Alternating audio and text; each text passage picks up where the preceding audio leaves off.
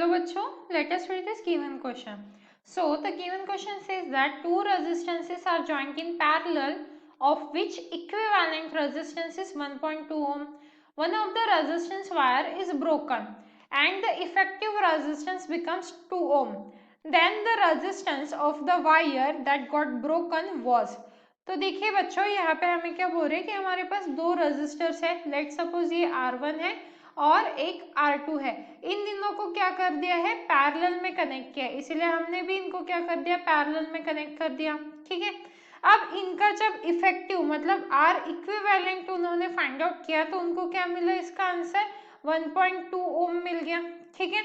अब 1.2 को क्या हम 6/5 लिख सकते हैं. तो यहाँ पे हम 6/5 लिखेंगे, मतलब ये देखिए 5 1 जा 5 एंड 5 2 जा 10. तो इसे ही हम क्या लिख देते हैं, 6/5 ओम लिख देते हैं. ठीक है. तो ये हो गया हमारा 6/5.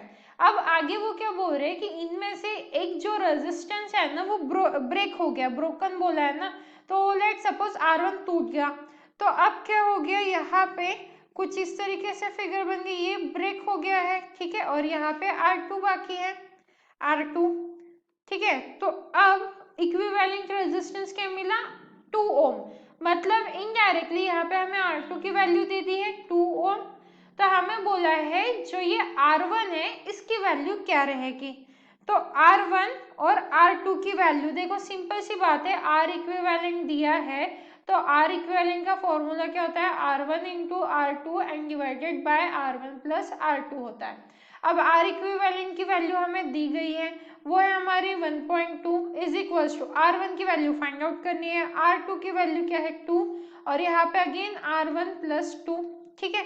अब 1.2 से अच्छा 6.5 लिखोगे तो कैलकुलेशन इजी जाएगा, इसीलिए यहाँ पे 6/5 लिख दो.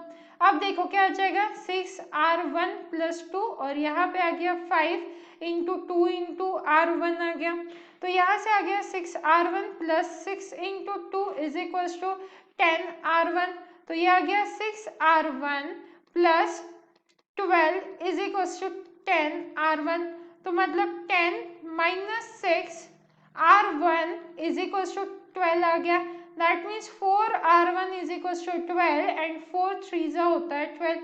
तो R1 की वैल्यू क्या आ गई, 3 ओम आ गई. सिंपल.